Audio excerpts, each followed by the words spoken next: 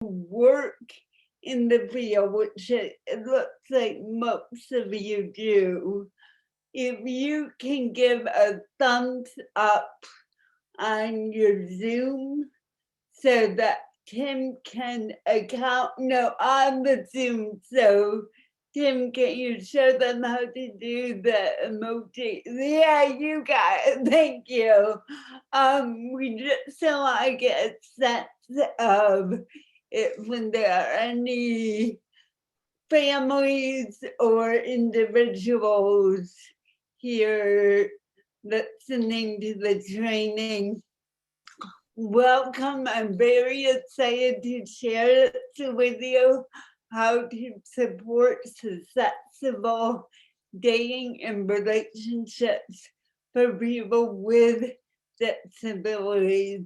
The work I do in dating and relationships is more about the social and emotional challenges that come up with around dating with a disability. And as Tim mentioned, this is the first of 4 trainings I'll be doing in the next 2 weeks.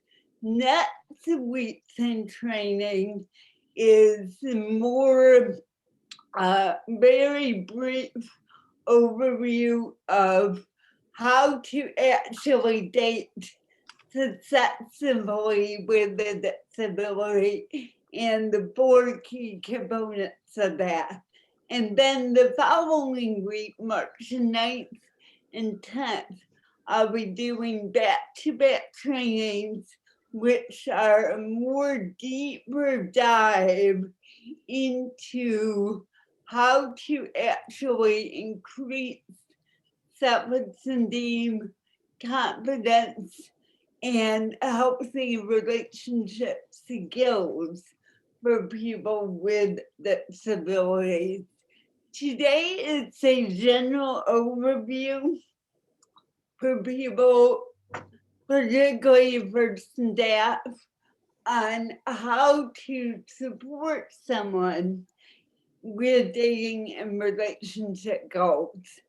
But first, a little about me and why I'm so passionate about this topic. One is my background is as a licensed mental health and counselor who for many, many years has worked with the majority of people who have disabilities. And in my 25 years of counseling, what I have seen almost across the board is that people desperately want companionship, love in their life, and many people feel that their disability still poses significant challenges to having love and healthy relationships in their life.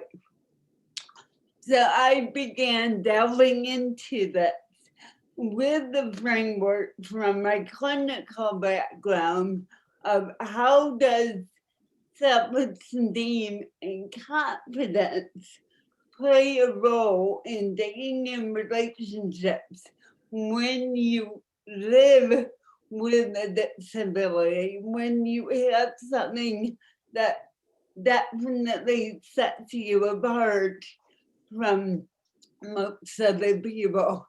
So in addition to my clinical work, I provide some different trainings for those of you familiar with Syracuse University's Inclusive U program for people with intellectual disabilities. I had taught there. I have an online course in teaching people with disabilities about dating and relationships. at syndicate conferences, and later this year I actually have a curriculum coming out teaching dating and healthy relationship skills. So that's in the professional reasons of why I do what I do.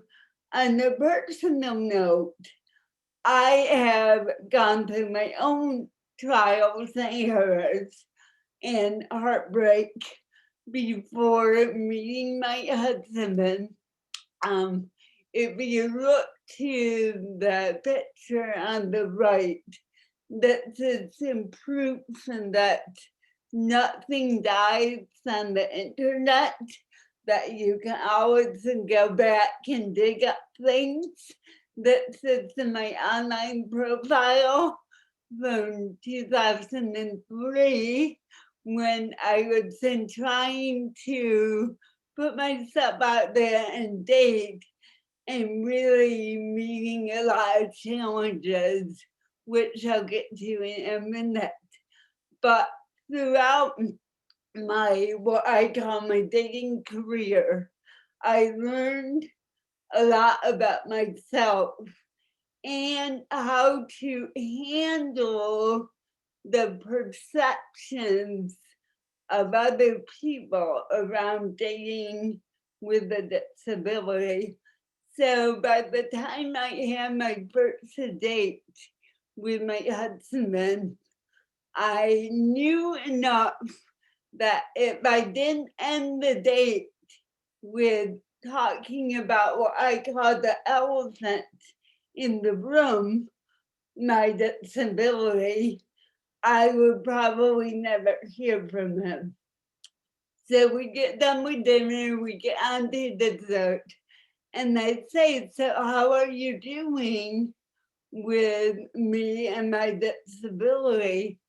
And all of a sudden, big tears well up in his eyes. And he says, I'm so uncomfortable. And I take in a deep breath and I think, my gosh, I am never going on a date again. I made my date cry. Luckily, I was experienced enough at that point in my life to let that go and to say to him, well, you know, I have cerebral palsy. I will have it all my life. That's just some part of who I am. I like you and I would like to get to know you, but you gotta decide if this is what you want. And luckily, my husband had the insight to be able to say, I know that's more about me than you. And we talked a bit, but I got in the car that night, totally not knowing if I would ever hear from him again. The next night, I get home, they send a day to me for smartphones, check my email, and he writes, I can't stop thinking about our date. I really don't know if I can date someone with a disability, but you are so confident in who you are. I need to at least get to know you. And that's how we began. And that's what really began the work I do in dating, relationships, and disability. Because I believe it when people can really step into how they are, who they are, disability and all, I do believe that's a key piece to successful dating and relationships. And I want to stress that I focus on dating. There are many, many great resources out there for sexuality and disability, but I find that there are lots of resources out there really to teach and support people with disabilities on the interpersonal skills involved in creating healthy relationships. And that's what leads the frustration around not being able to build the skills leads into some of the personal problems that I see people coming in my office to talk about. Well, I shouldn't even say my office anymore, reading me on Zoom to talk about. Um, I run on my website a survey, an open survey, anyone with a disability can take it, about some of the challenges that people with disabilities face around dating and relationships. And these are some of the things they say. I fear I'll be rejected. I don't have enough confidence. I'm concerned about accepting my disability. I don't believe I'm attractive enough. Could I be a burden to another? These are the social and emotional issues that people are feeling that they might not even be able to have the communication to talk about. And just thinking, and these are in the but there's a link to the survey if anyone would like to take it. Now, Tim has sent you all a guide to the training that I would really encourage you to look at as we go through the training. When I provide any training, I always offer some type of guide because I don't want you to just consume what I teach. I want you to be able to apply it. So today with this particular guide, what I want you to do right now as we begin to get through the training is think of one person that you support who you know would love to date and be in a relationship.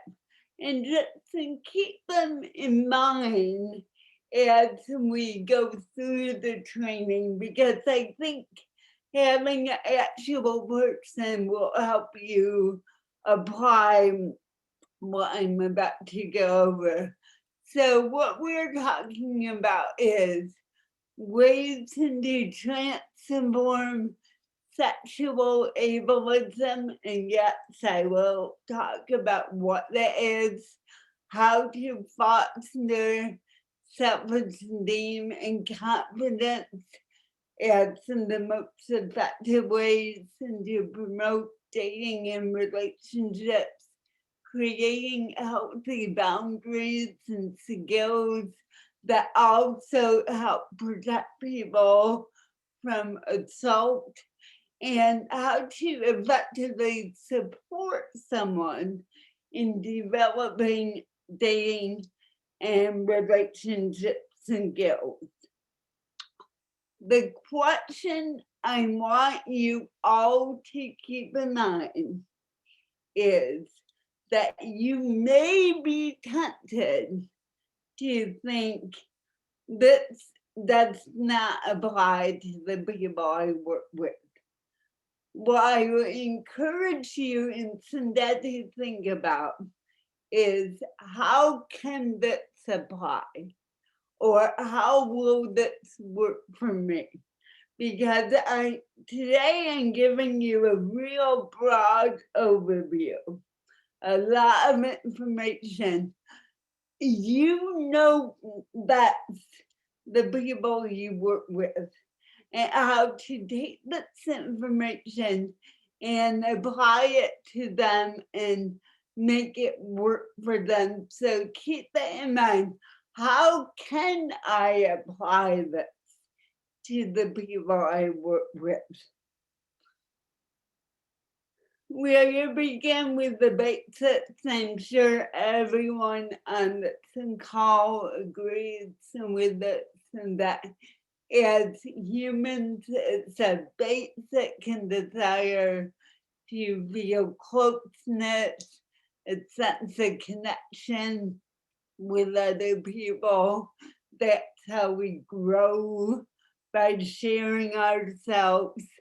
And if you're someone supporting a person with a disability, it's not only important that you honor this fact that we all desire connection, but you help to foster it in the people you work with, because in some cases, you could be the only person that someone opens up to about their struggles and their challenges about dating and relationships. You may be the only one they come to with the tougher, more sensitive questions. So it's important that you keep open the window of possibilities to them, because I'm sure if you have dating in your life, you know how scary and vulnerable that this topic feels. So let's begin, and I should pause. I have a lot of information that I want to go through, but I just want to check in. Any questions or comments right now?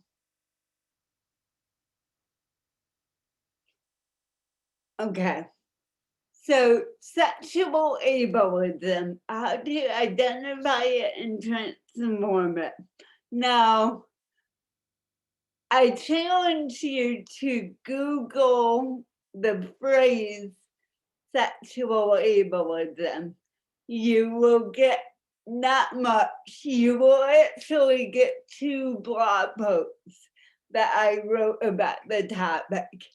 And this is a topic that I feel as a society we need to begin to talk about more, because it's out there and no one wants to talk about it.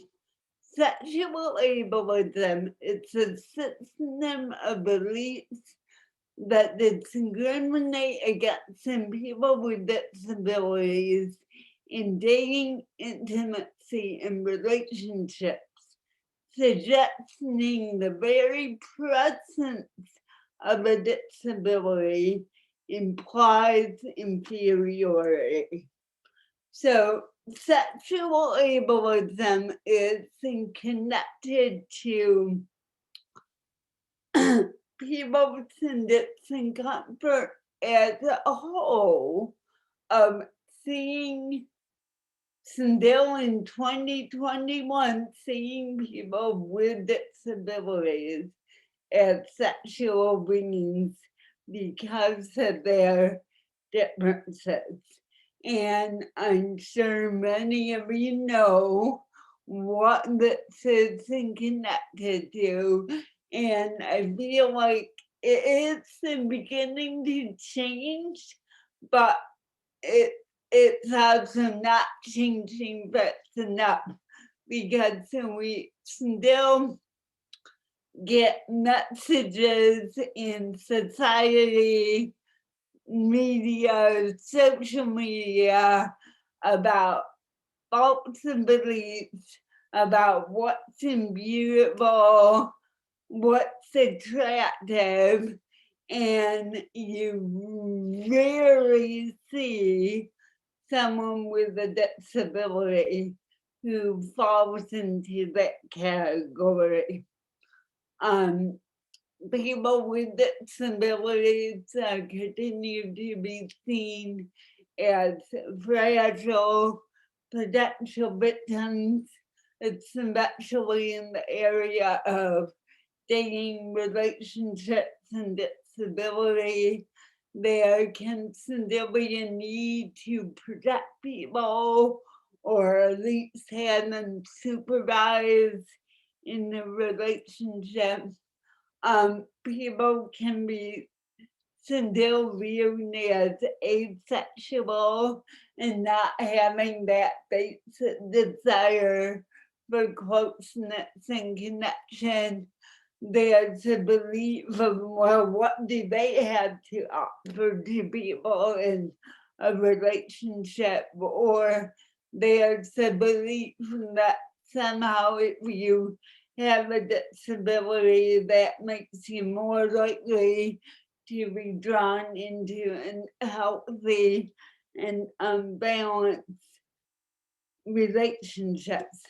And I always feel the need to mention this, and I'm sure it's not a surprise to many of you, but there are some real scary statistics out there about the high rate of sexual abuse and people with a disability. And just in 2017, the US Justice Department came out with a report that said someone, especially with the intellectual disability, is 7 times more likely to be sexually assaulted than someone without a disability.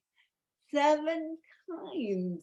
Now, consider if that was happening in the general population, there will be an outrage about that. Think about all we saw with the Me Too movement. Yet, we don't talk about this frightening statistic. We don't talk about how as many as 83 women and a third of men with developmental disabilities are victims of sexual assault. For any of you who haven't heard the series, I would really encourage you to Google National Public Radio's Abused and Betrayed series, and which examines this whole issue with the high rate of sexual assaults on people with disabilities.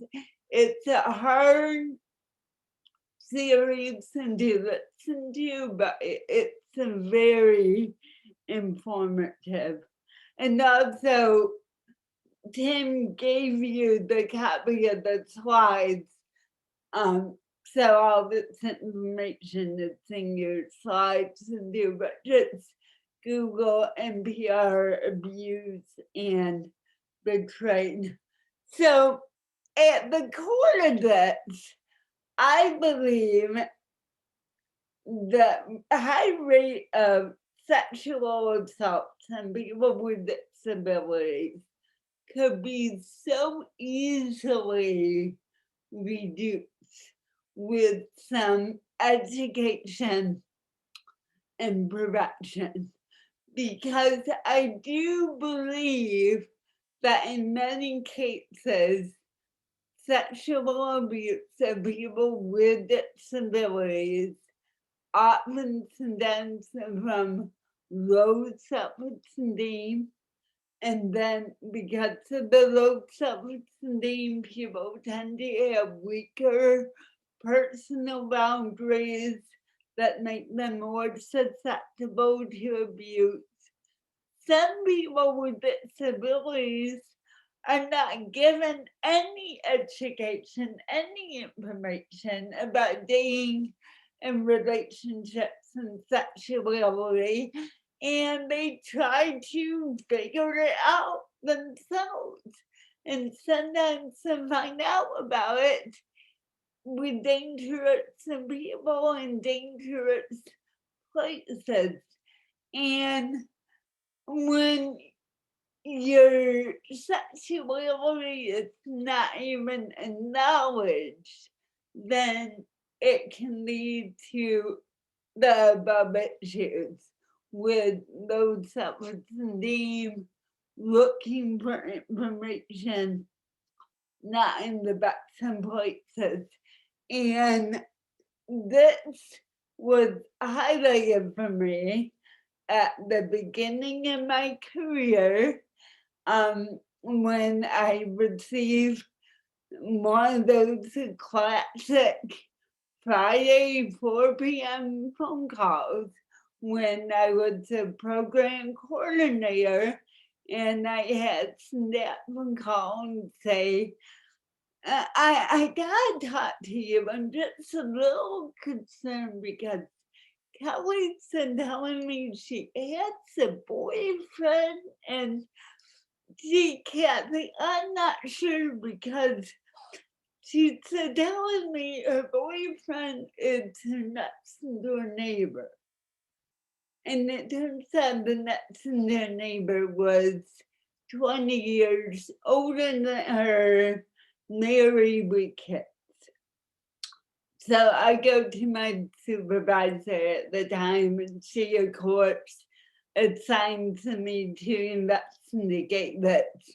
And in the course of the investigation, I wound up with Kelly in the ER room with the doctors and trying to perform a rape kit on her because Kelly's next door neighbor had begun to groom her, give her all kinds of attention, be real friendly with her. And then one weekend, when his wife and kids were away, he got Kelly into his house and down to the basement and sexually assaulted her. And the two real sad parts of the story is Kelly thought that that meant he was her boyfriend.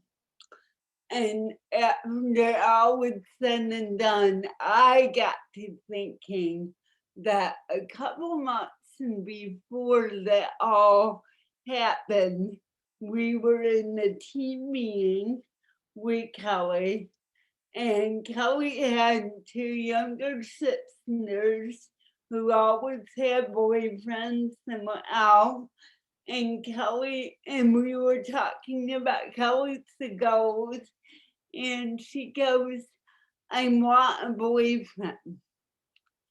And I sadly had to include myself in that. No one really responded to her. And I thought, I thought we all failed her because she was telling us what she wanted, and she tried to go out and find it, but being that she didn't have the right education, it ended up harming her. So I carry Kelly with me in the work I do now. The ways to effectively counter sexual ableism. We gotta begin to name it, to use the phrase, to educate all people about dating and relationships. Sexual ableism is the ism, ISM. Any ism is triggered by judgment and fears about differences. we also need to help people heal from the sexual ableism they have felt through increased self-esteem and confidence. How do you do that, Sal? You begin to answer questions that people have, and they may come up at the most opportune moments, but you still figure out a way to answer them about sexuality and relationships. You encourage people to pursue their desires in this area. You teach people how to take responsibility for themselves and to not be a victim. And you offer guidance in developing healthy relationships. So, how do you begin? By increasing confidence and self-esteem in dating and relationships. These are important things to consider when you're supporting people in this area. The main dating challenge that most people with disabilities are dealing with is negative self-defeating beliefs about themselves. Think about the survey. I fear people will reject me. I feel people won't accept my disability. I'm not attractive enough. If you're having these thoughts about yourself in relation to something so vulnerable as dating and relationships, this is going to impact on how you feel socially and emotionally about dating.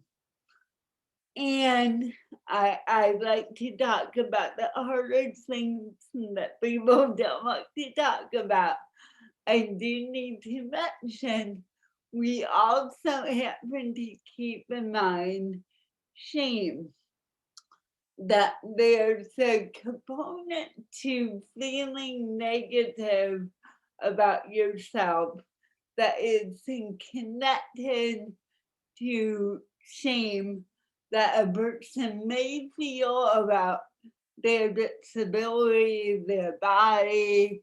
Remember, not everyone may feel shame, but a lot of people with disabilities do, and this gets manifested through a lack of self-confidence, negative self-talk, limiting beliefs, and the feeling of shame is a belief that there is something inherently wrong with you that needs to be fixed.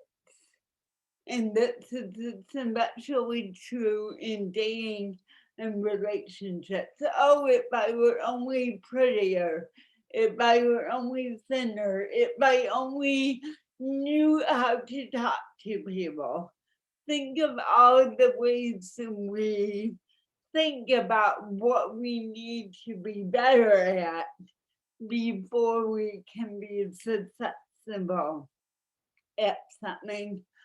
I also want to talk about body shame because I do think it's very common when you have people with disabilities, just because of the nature of a disability setting you apart from a lot of people.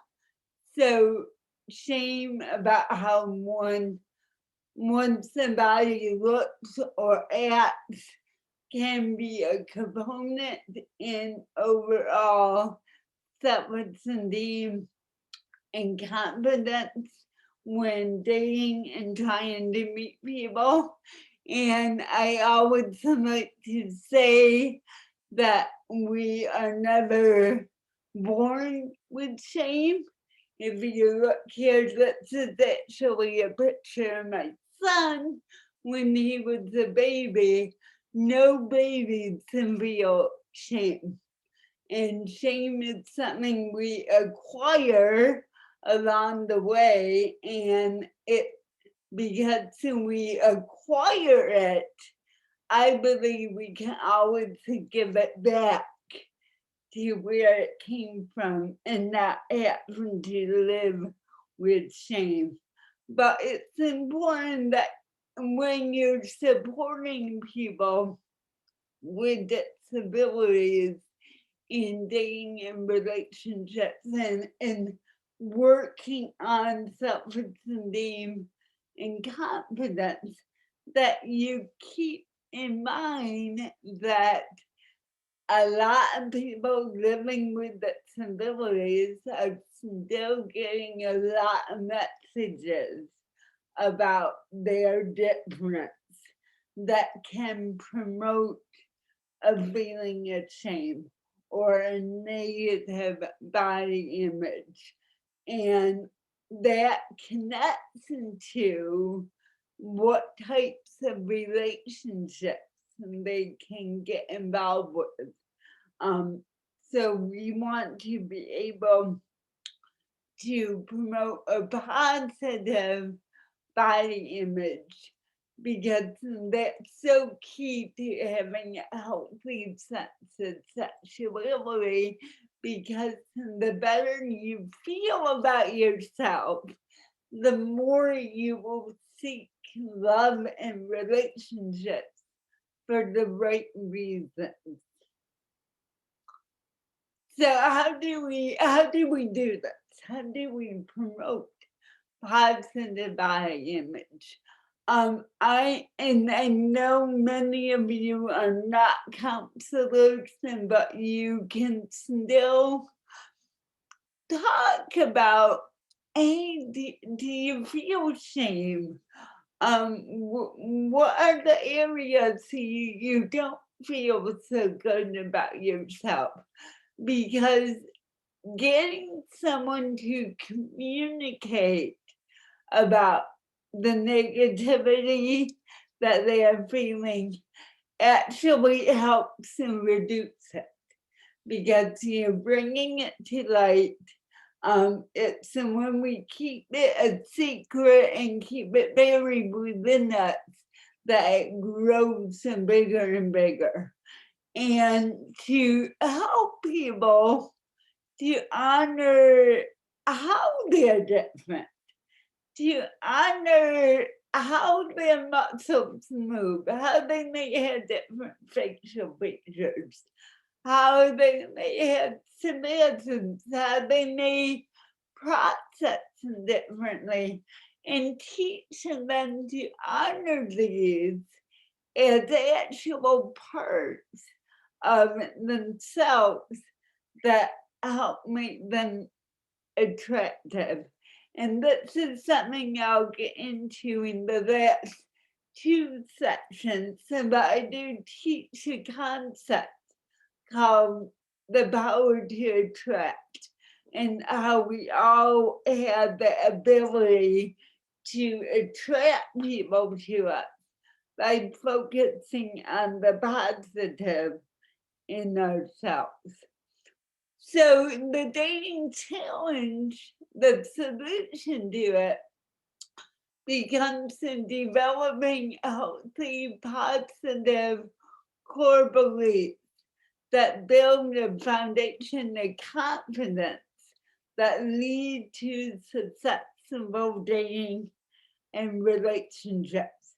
So this is where you begin with people. Positive core beliefs help them to increase in confidence, healthier relationships, and more general success. People who feel good about themselves, and I'm sure you can all think of people, even in your own personal life, people who feel good about themselves and tend to draw people who treat them well. They tend to draw healthier relationships. So a core belief, it's a thought you have about yourself that shapes the most of your words, actions, thoughts, and feelings.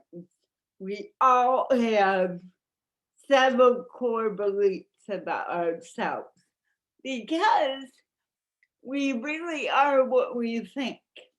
Whatever we believe, whether it's positive or negative, strengthens. So for example, if you think, well, I'm not dateable because I have a disability, that will likely be what you experience, not dating. On the other hand, though, if you have positive beliefs about yourself, and here's the view up here, that is what you're going to tend to draw into your life. And when from my clinical work, one-to-one with people, people really struggle with giving themselves positive beliefs, talking to themselves in positive ways, and they often need to be taught how to talk kindly, warmly to themselves so that it does increase self-esteem and confidence. Disability specific beliefs that affirm are I'm a person of great worth. My disability adds some value as a person. I have much to offer. So really working with a person on their positive attributes and helping them to focus on that within themselves. Now, we talk about positivity and everything, and now I have to mention a word about rejection, because we are talking about dating and relationships after all, and rejection is bound to come up. And we also need to teach people that rejection is very normal, very common. Rejection doesn't define who you are, that we can actually maybe sometimes take the feedback from rejection and allow it to help us grow. But I have seen many times where people get rejected and they get hurt, which is very understandable, but then they allow that hurt to stop them rather than moving through it. So when you're supporting people in this area, you may want to be proactive and talk to them ahead of time about rejection and how it doesn't need to define them. So then we get into healthy boundaries and skills that people desperately need to know in order to promote and maintain healthy relationships. I often tell people, I just don't want you to date. I want you to find a relationship that brings you joy and meaning, which is like 80% a day. 20% is meeting the person, 80% is in trying to maintain the relationship. So I have seen a lot of people over the years find someone, meet someone, and then sure you all have seen people do that who they're with, but they're not really happy with. It's not a great relationship, but they stay with them in order to not be alone. And the solution is that once you find someone, that it does take some strategies and tools to maintain a healthy relationship. And this is Jessica and Seth, a real couple that I have worked with. Jessica had cerebral palsy, and she actually took my online course that teaches people with disabilities how to grow self-esteem and confidence for dating. And a month after she took it, she emailed me and said, "Thank you so much. It really helped me grow my confidence. And now I'm in the best relationship of my life." And these two have been together nearly 2 years now.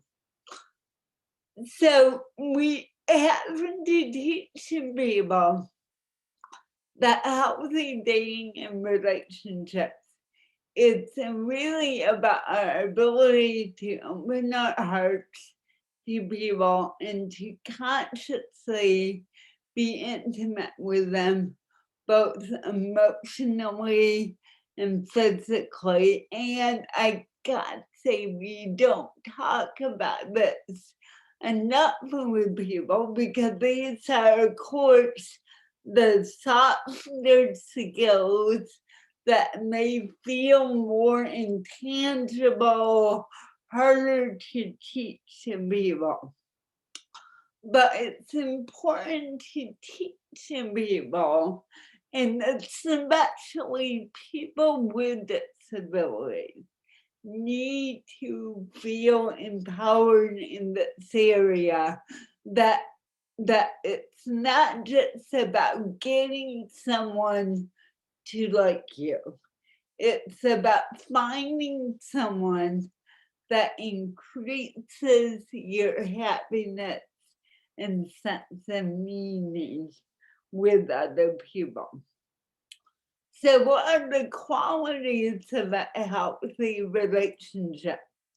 May sound obvious, but of course, teaching people the respect and mutual admiration factor is a core element of a healthy relationship.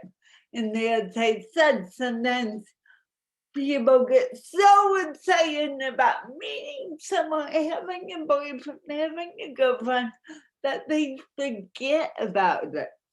And that thing, when the excitement dies down and they find they're not really happy, or they don't like how they're being treated, they stay rather than feeling empowered that, hey, I don't like this and I can find someone else who will treat me better.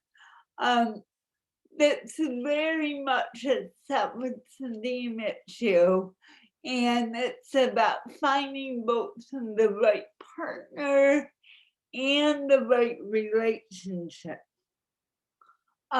So the main skills to grow a healthy relationship are respect, listening, honest communication, and problem solving.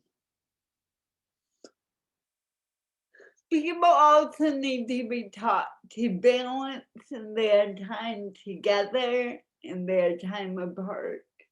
That that the relationship will actually grow and nurture when you're not together all the time, and when you can share your interests with each other. Listening to each other's hopes, fears, concerns, joys, sorrows, and remembering that oftentimes the other person just needs you to listen and not fix the problem. To If you do get in a relationship, to really acknowledge that a relationship is not an island, that, to use the cliche, it takes a village to raise a healthy relationship, to teach people to grow their network as a couple, and to have people around them that support them as a couple, to teach people about teamwork and problem solving, that a good relationship is definitely not about having few problems, but how well you can work through the problems that naturally arise. Healthy boundaries.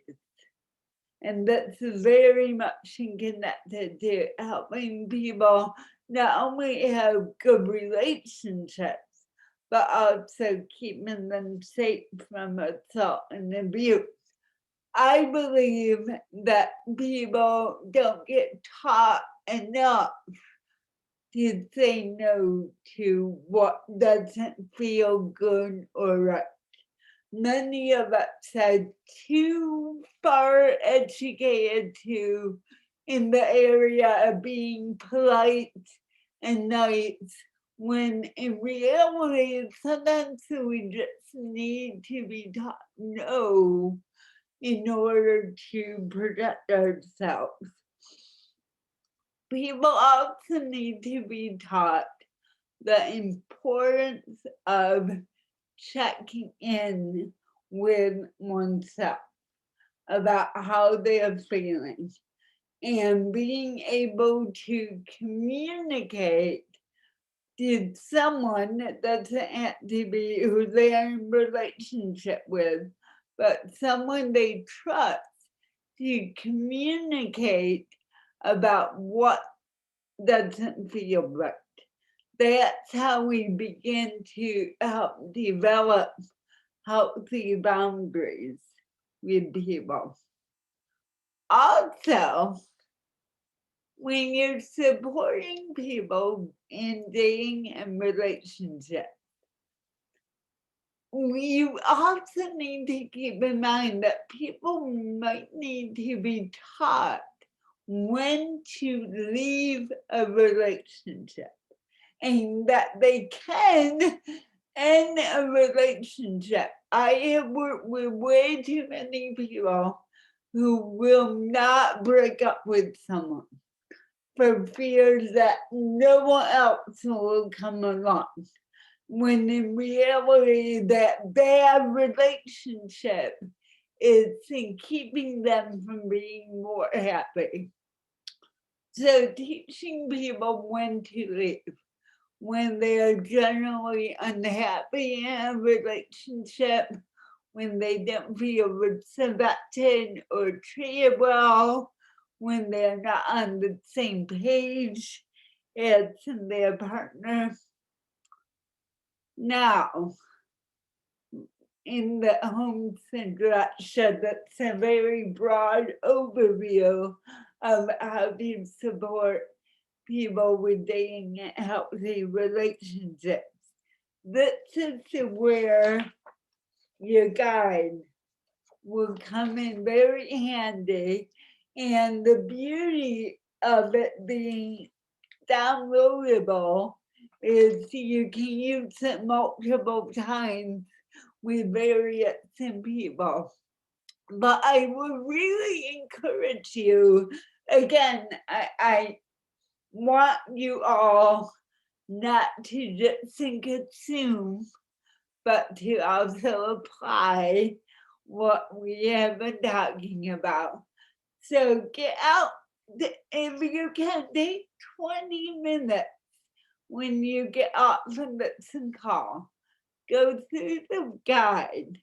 Remember that person you were keeping in mind throughout the training, and think about yourself and you supporting this person, and what frustrates you, what overwhelms you, what stresses you about helping this person with dating and relationships, and actually write it down or you use whatever device, but put some words into it, because when we do that, we get clarity, especially when we feel overwhelmed by a situation.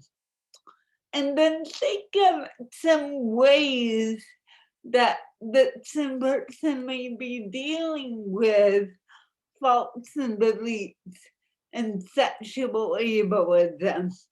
And think about the ways that it affects them. Do they have negative self-talk? Do you see maybe body language to the head down a lot? Do you see it come out in certain behaviors? So jot a few notes about that. And then do you see shame show up or lack of confidence? And how does it show up? And then you move into what are some positive beliefs that you can introduce them to? How can you take that negativity, that challenge, and begin to turn it around and introduce them to some more positive beliefs and thinking about themselves? Where might the person need to develop healthy boundaries and relationships skills? Don't overwhelm yourself with a big list. Maybe pick 3 and begin to tackle that with the person. What are 3 relationships skills? Maybe like teaching them to say no, boundaries about their time or their body, maybe how they communicate about themselves. What are some things that you can teach them, even beginning today or this week?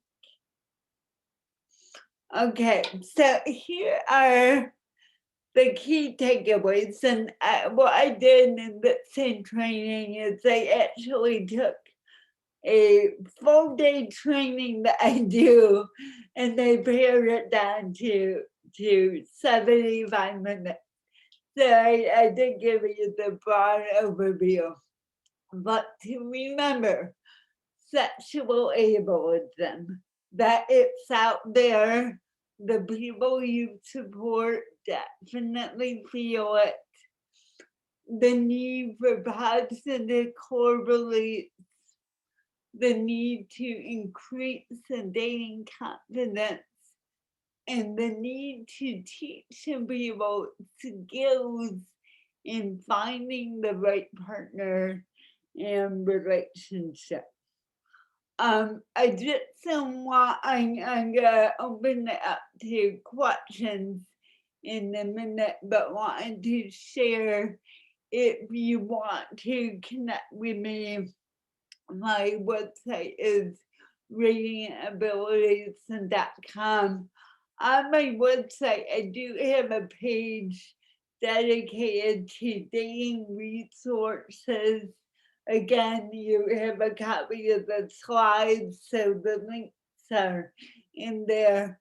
I have a Facebook page, and for anyone that you work with, I do have a private Facebook group of people with disabilities who are working on dating and dating confidently, if when they care to join. I also want to mention that once or twice a year, I actually teach online my whole curriculum to people with disabilities who are really wanting to learn dating and relationship skills. The next time it comes There up we go. All right, there you go. at the end of April. And again, there's the website. And I do encourage that when people need a staff to support them to take the classes, that staff are very welcome to come with the person and attend all the classes with them.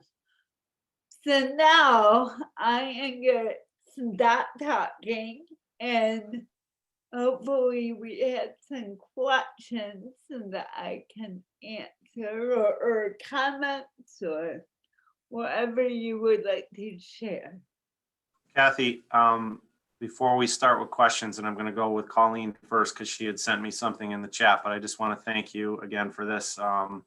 Really outstanding, and so many of the themes are universal. I think beyond, folks with intellectual and developmental disabilities, a lot of the topics here, hit on some really key things, especially when it comes to abuse and sort of identifying those factors that go into that. So, I think for the entire audience, a lot of eye-opening concepts here with detail. So let me turn it over to Colleen. She had a question for you. And then again, as others have questions, please put, one of those reactions in your box. So I'll know to call on you next, and we'll kind of work it through that way.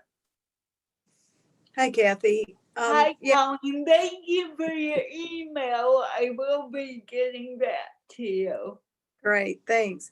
Yeah, I have a question, especially working with people that are nonverbal, and maybe, the intellectual piece is not quite as high. And do you have resources out there, whether it's picture symbols? I know there's, general pic symbols for sexual, this and that and all that stuff.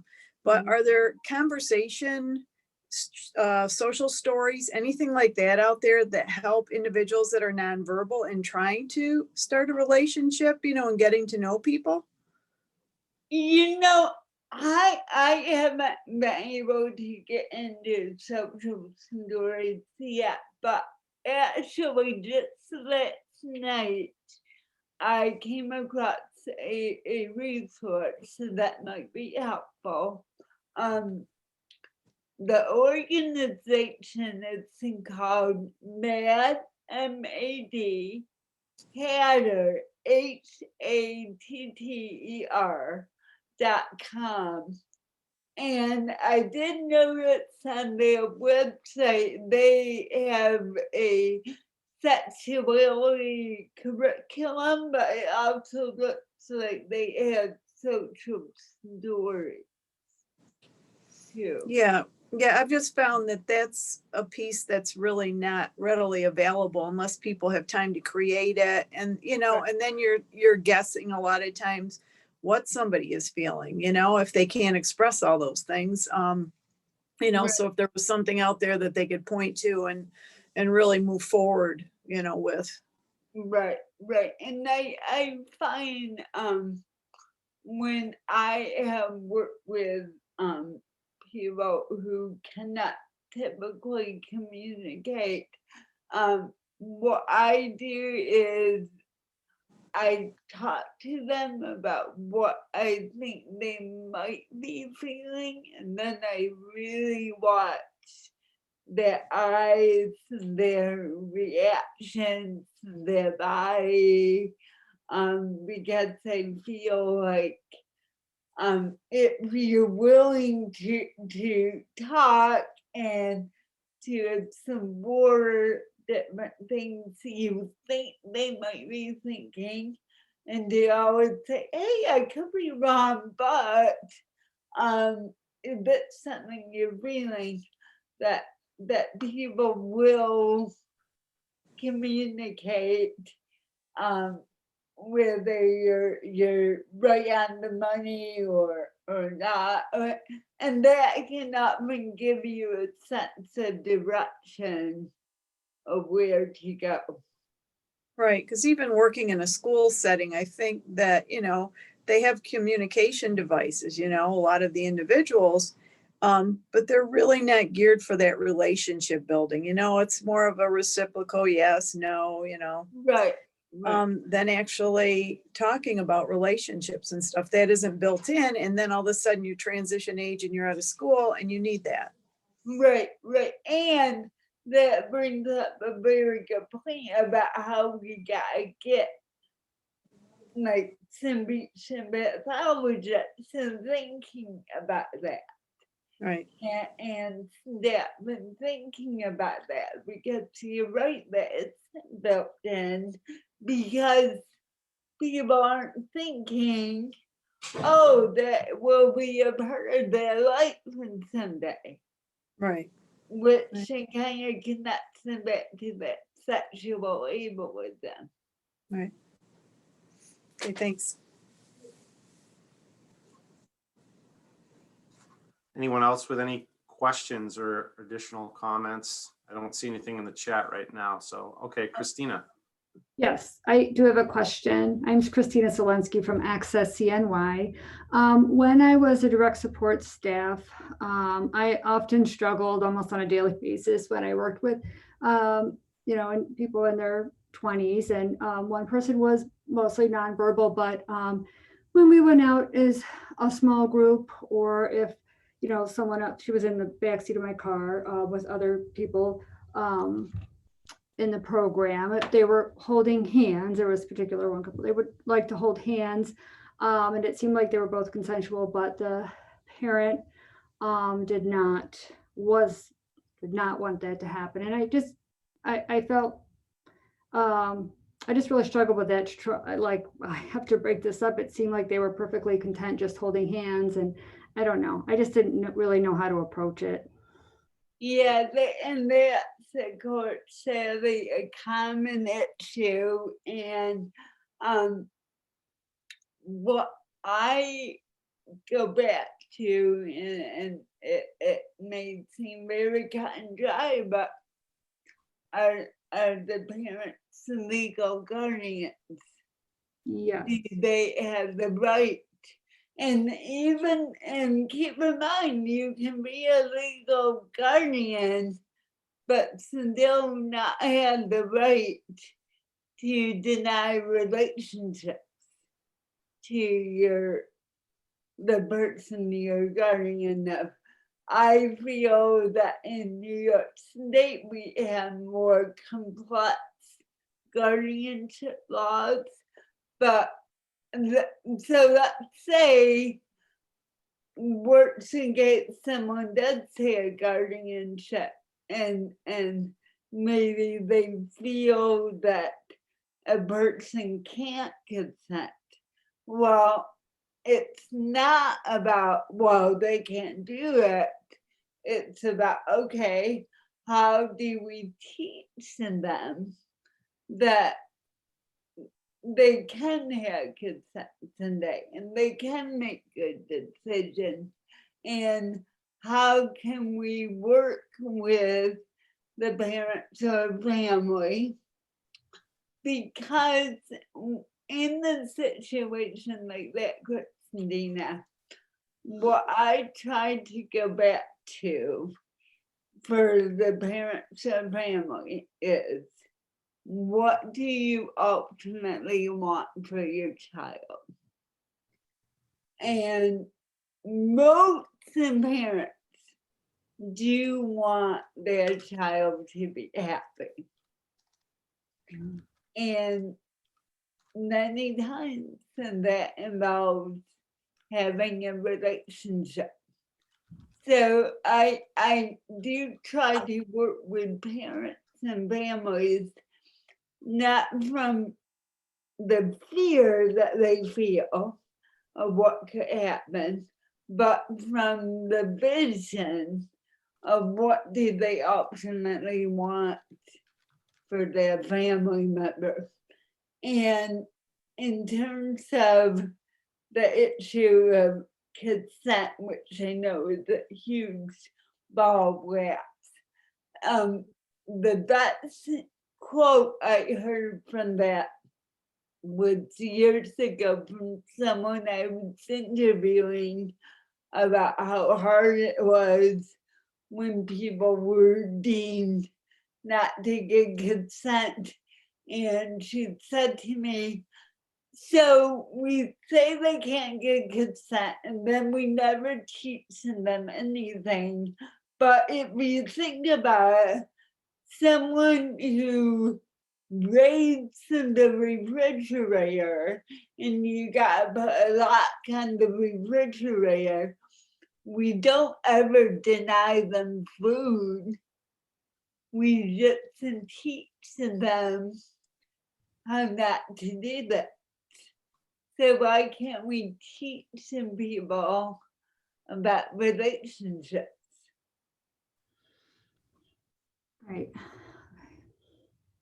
Kathy, I think we got another question from Hans.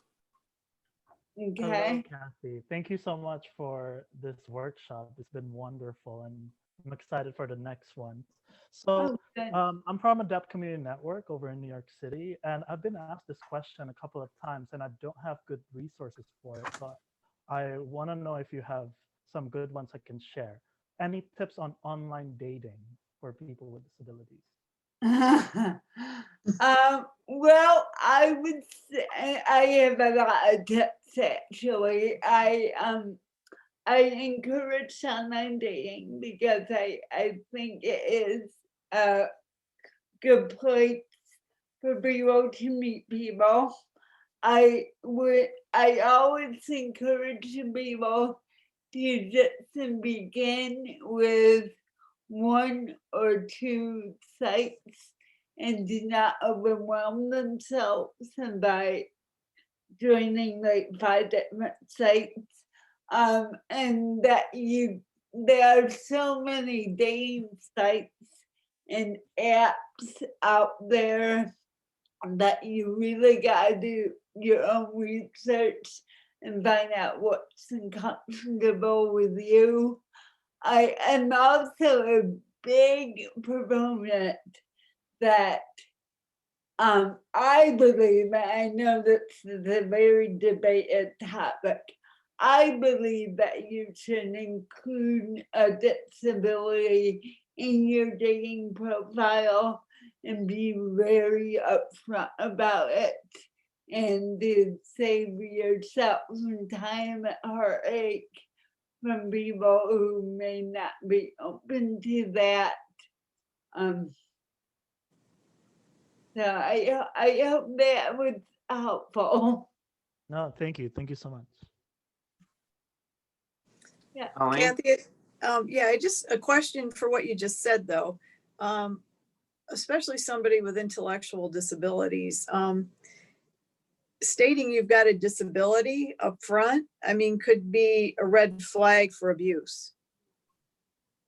Right, but that's why you're focusing on teaching healthy boundaries and teaching a person the skills before they go online and create a profile. And when I talk about sharing your disability on a profile, a lot of times I work with people on how to share a disability, not like it's an advertisement, but more that it's a natural part of who you are. For example, back in the day when I was doing online dating, I would put, I live happily with cerebral palsy. Please ask me questions about that.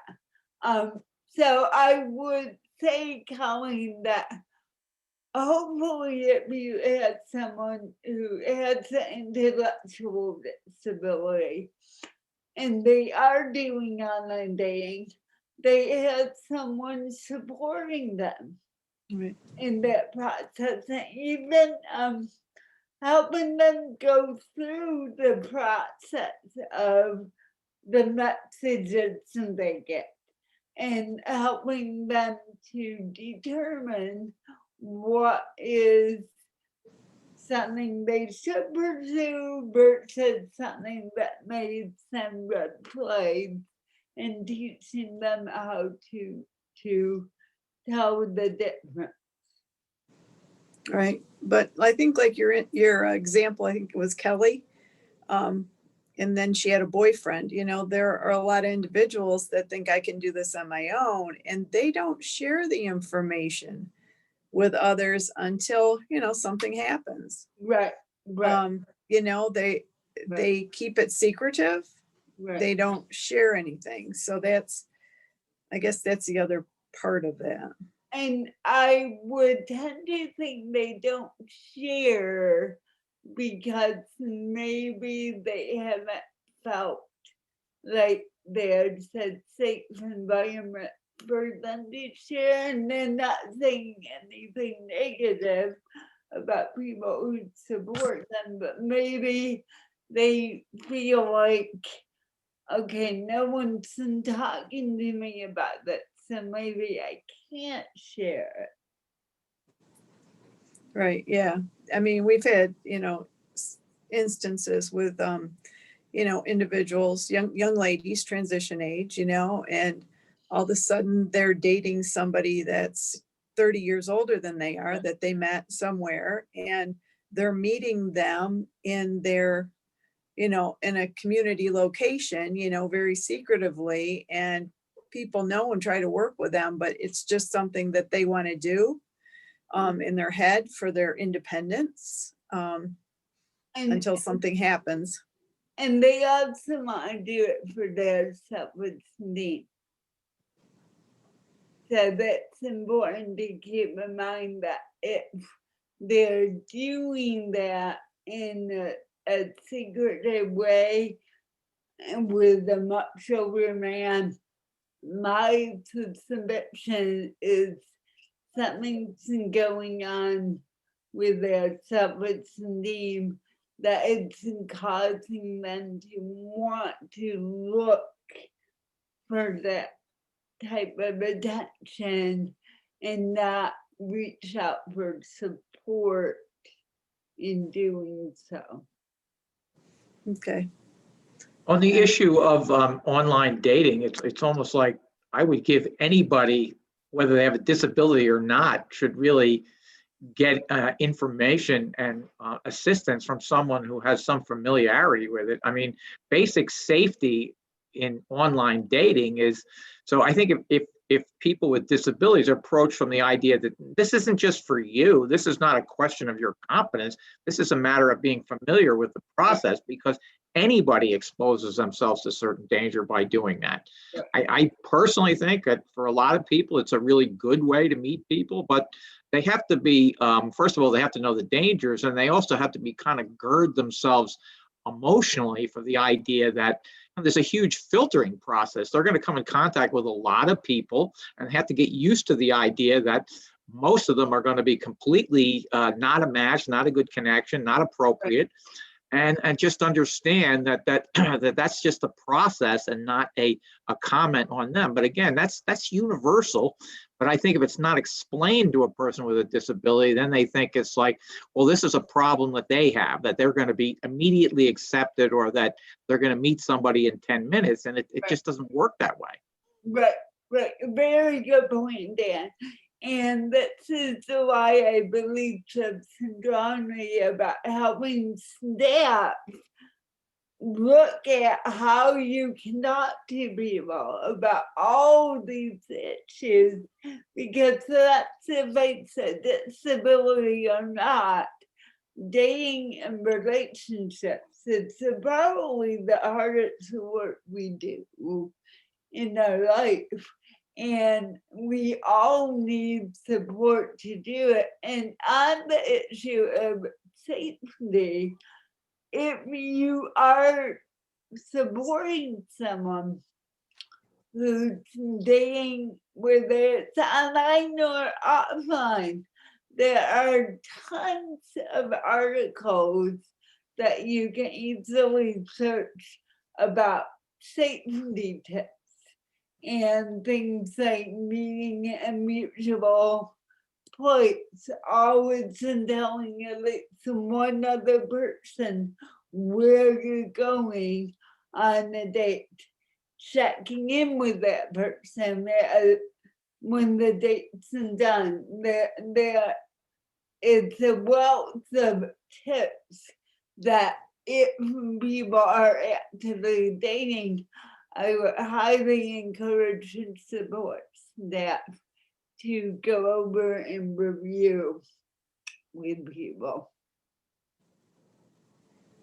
All right, I think just for time purposes, we're going to wrap there for the Q&A session, but obviously you all have the presentation, and so you have Kathy's contact info, and I know and there it is right there. So I'm sure she would have no problem with you shooting a question after the presentation, and certainly staying in touch with her. And as I had said originally, this is part one of a 4-part series. Our next speaker session with Kathy is next Tuesday, March 2nd at the same time frame. So if you have even some questions from session 1 that you want to hold on to, you can bring them to that session as well. And we'll talk about some items at the end. I think in so many ways, this presentation has really,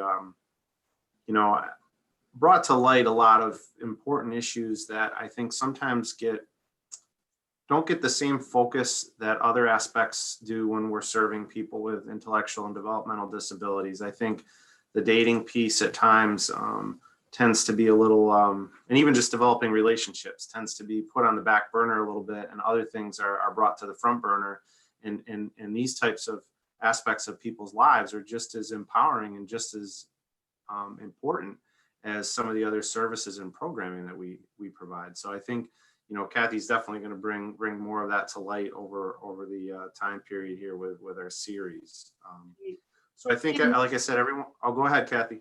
If I could just remind people again, then that next week will be a more of an overview, but more targeted around how to date successfully.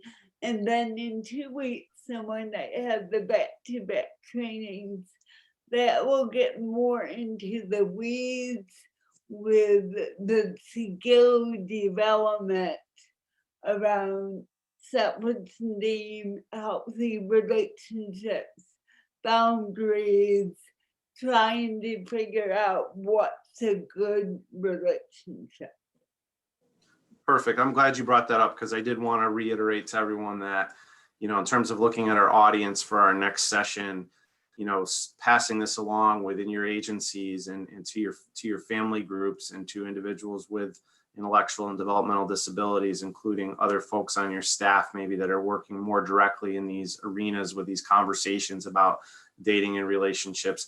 Not to say that, today's audience, the people that were in the group was not what we intended. It certainly was, but we want to open it up specifically to some of those groups. So those of you, again, that are here today, when you're sharing the information for the next sessions, if you can kind of target those communities and individuals that you think would really benefit from session 2, that would be outstanding. Okay. Kathy, anything else before we end today? Thank you all. I really appreciated the comments and the questions, and as Tim said, I'm always open to hearing from people and any other questions. Thank And you. this was recorded, so I'll be sending out the recording as soon as it's done to everyone, so you have the opportunity to view again and share with your colleagues. All right? All right, everyone, have a good day. Thank you. Thank you, Thanks. everyone.